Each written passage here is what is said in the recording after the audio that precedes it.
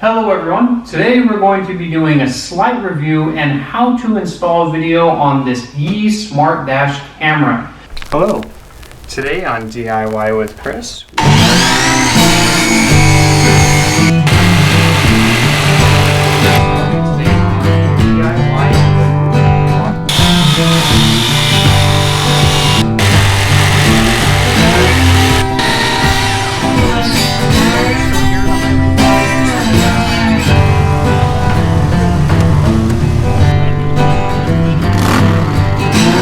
This is the package contents that it came in. We also got the GPS dash and cam mount holder, which is supposed to be compatible with this particular thing, and we can get the SD card to go with it as well.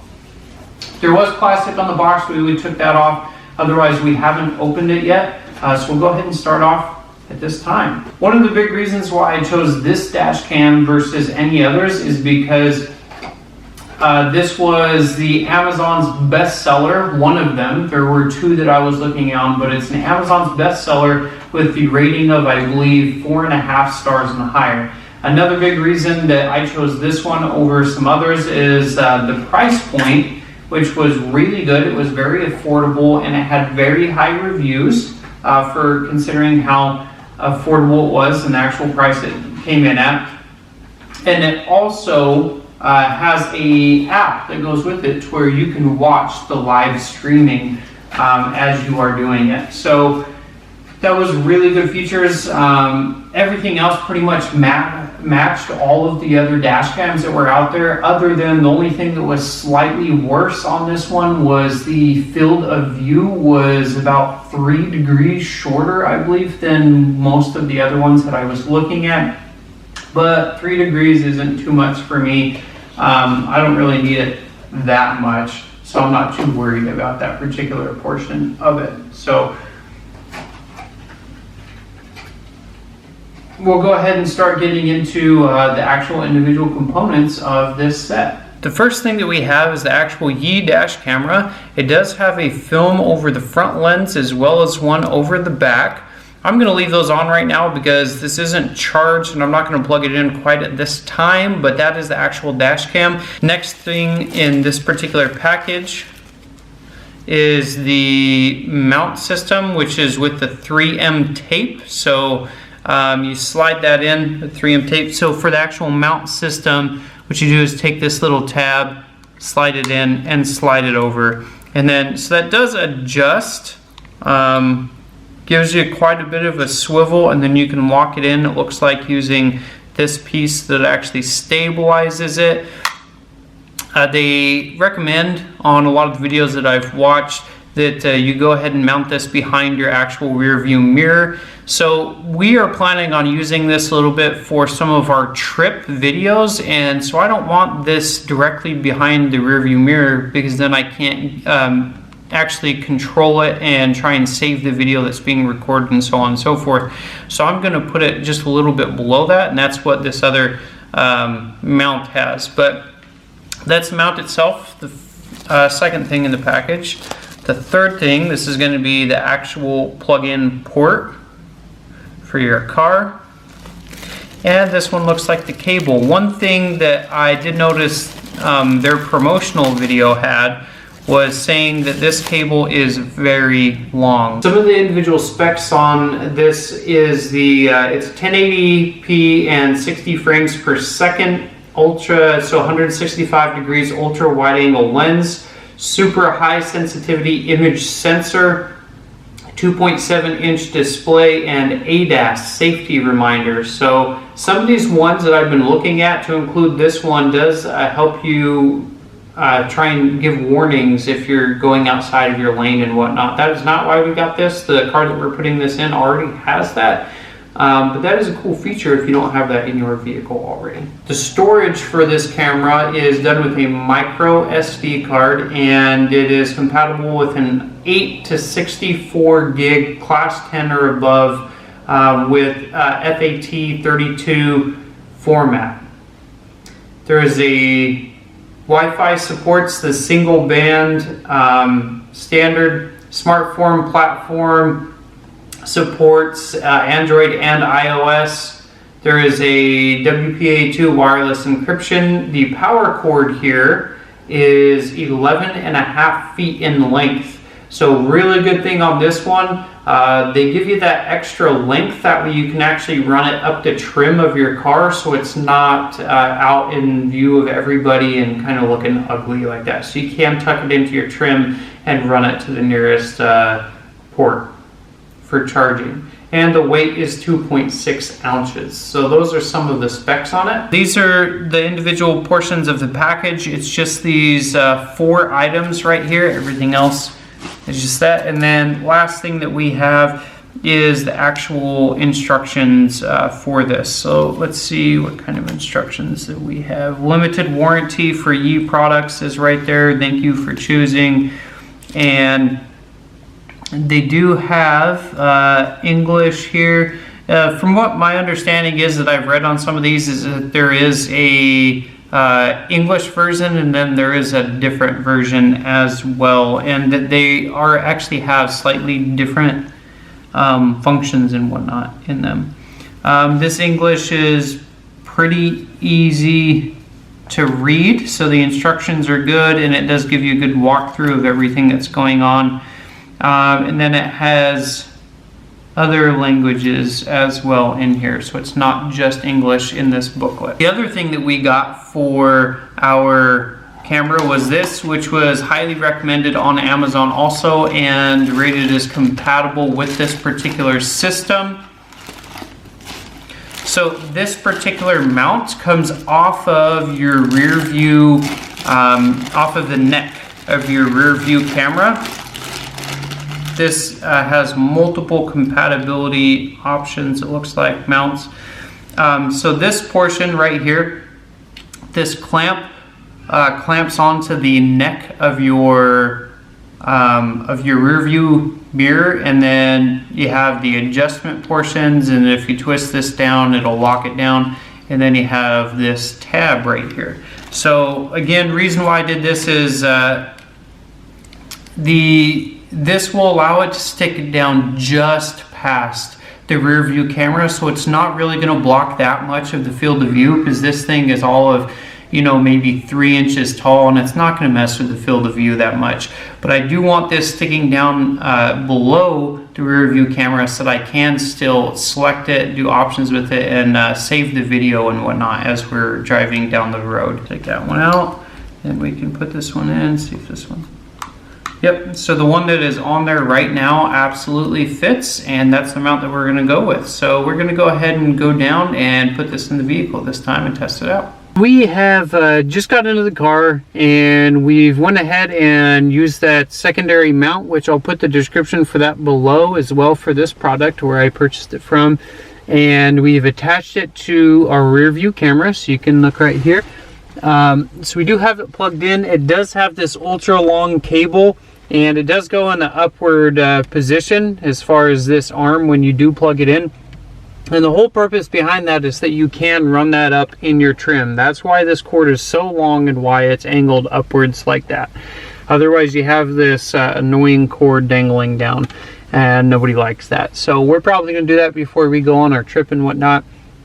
One thing about this camera and about most of the dash cams, when you install them, it is only going to have power to it when your car is on. So as long as your cigarette lighter has power to it, then this will be able to turn on and record and everything. But if your cigarette lighter does not have power to it, which is quite a few cars, if they're not actually turned on, then they won't have the power, so it won't be able to function unless you hardwire it to your actual vehicle. But that's a completely different set. This doesn't come with that kit. So the only thing we can do with this base kit is just have this on whenever there is power to that cigarette lighter. So we just turned it on. You will have to press and hold the power button for a couple seconds, and then it'll turn on. And this is the very first screen. We haven't went past that at all. So for more fun, you can get the app. We have the app installing. The app is the Yi Dash Cam app, and it's 29.7 megabytes. So that is downloading right now. This is a brand new card that we actually purchased with this. The micro SD slot is here on the left side. So there's only two things on the sides. There's the slot for the micro SD on this left side, and then there's the power slot on the right side. There's no other buttons or anything. They're all right here. So we're going to go ahead and format it because there's nothing else on the car or anything. And here we are into the view. It does have a very slight internal battery, but again, if I unplug this right now, it's not going to keep it. It's going to turn off. So even with that slight internal battery, it's just to try and keep those files going and stored and everything in there. We have the car on, and so it's charging now. So you can see up in the top right corner, it has a little charging icon. When it's not charging, I'm not going to unplug it right now because it'll die, but when it's not charging, it has a little battery icon up there, and so you can see what the battery life is. As far as I know, even if you unplug it, it's still going to turn off even if you do have battery life in there. My basic understanding of that is just if your car is parked or whatnot, and something happens, like you're in a big accident and it cuts off the power to your vehicle, that it'll use that battery life to keep on recording in the event of an accident because it tracks the G-forces and whatnot. So I believe that's why that does that. It does have the microphone feature, so you can turn that on so it can record the sound that is going on in the cabin and everything while you're recording. It usually defaults to recording as soon as you turn on your vehicle, and it will keep on recording in, I believe it was 3-minute strips. I want to say that you can adjust it in your settings, but we'll see. So there's your resolution is the first thing. So in order to skip over to the next one, so you can select and deselect the options there by just using the settings button. So I can, change that to mic on. To move on to the next option, you have to hit this picture button. G sensor and medium. So yeah, we'll just leave that there. That's what lets it know to start recording. If it's not already, or to start saving that recording piece. Go to the next one, which is the LCD off in 1 minute. So after 1 minute of inactivity, it will continue recording, but the screen will go off, and you can adjust that. There's the ADAS off. We don't actually need that on anyway, so we're going to go ahead and leave that off. There's the Wi-Fi, and that'll help you connect on the app. Format your micro SD card and do a factory reset. Date and time, so we can go in there and do that. You can go into the standby clock display on, which is that's the current setting that this one is on. I want to see what other ones there are. And display off. So I do like the clock display. Power on off sounds. The button sounds. I don't really think we need button sounds. The driving report and the about section. So that is your full menu. We're going to go ahead and back out of that. And so this is again recording. Let's see.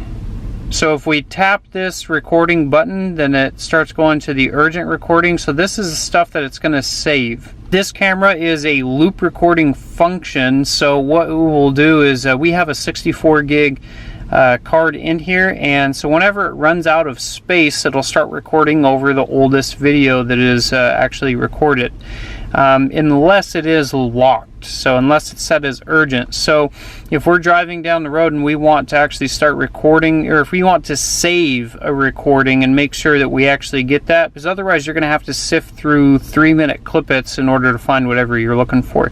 So we can hit this record button and it'll go into the urgent recording, and it'll save this so that it is not deleting that as it is doing the loop recording. So the urgent recording only goes for a little bit. It looks like it has this timer right here.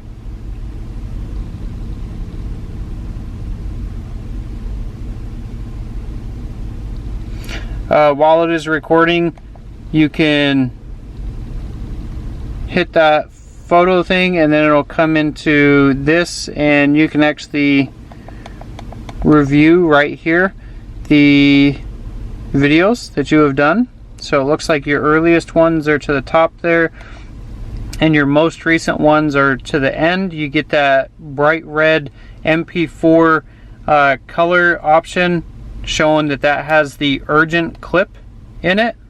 Everything else is just normal. If we hit this record button, then it will pause it, so it is recording right now, and then we hit this video button and it pauses the recording as well. So those are your basic options. So if you do the record, it's urgent for a limited time. If you do the video, it'll pause it. If you do the picture portion, then it'll pull up your actual gallery.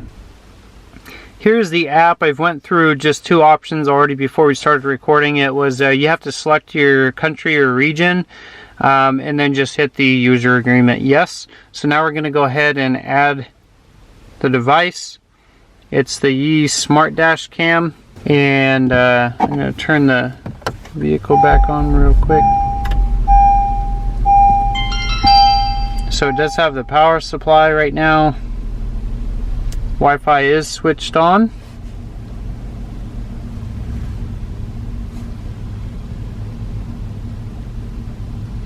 Gonna hit allow. Now it's connecting to the device. Okay, so now we're gonna go into please modify your dash cam Wi-Fi password for security. So I'm gonna go ahead and hit modify. So we'll set up our actual Wi-Fi settings here. Okay, so once you have modified your Wi-Fi settings, then you're going to get this screen, and we're going to hit connect device.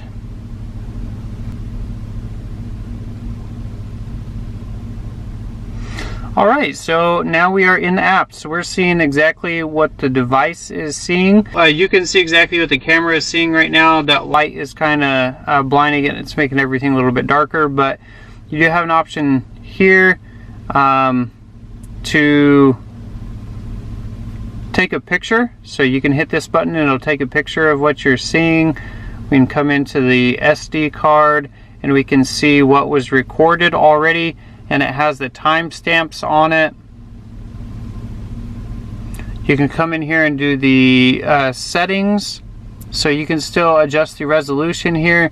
Audio, G sensor, timestamp, logo, watermark. We're going to go ahead and turn that off because we don't really want that in any videos that we do and stuff. LCD off in 1 minute. Button sound, driving report, format SD, and so you can adjust the settings in here also. So that's how the actual app is working. You have the camera right off, the SD card with the current files, and the settings. So that's pretty easy to use. It's a pretty good app so that you can actually see what's going on real time, and I do really like this so far, so we'll go ahead and throw in a clip for you guys to see the video quality of the files as it's recording, and you can make your own choices at that point. So here is a little video clip of us driving, and so you can see the quality of the video in here. Every other video that I've watched has been pretty impressed with the actual video quality that they've gotten out of this, so this is just a real quick snippet. Any questions, comments, concerns, please let me know. I will do my best to try and answer them. I also do not do this full time, so if it takes me a little bit, don't be discouraged about that. I'll try and get back with you as soon as I can. If anybody else knows the answer to the questions, go ahead and feel free to try and answer those yourself to help out. That's the whole purpose of these videos, is just to try and help other people out to where they can get the information they need before they purchase a product or do a project and whatnot. So if you have any questions, just let me know. If you haven't subscribed already, please do so. We have a lot of videos that are coming up. I'm trying to stay a lot more regular and do a lot more projects and whatnot. So please subscribe to us and give us that support. It really helps us out. And give me that thumbs up on the videos if you don't mind, and I greatly appreciate it. Other than that, have a great day. DIY with Chris, giving you the tools to do it yourself.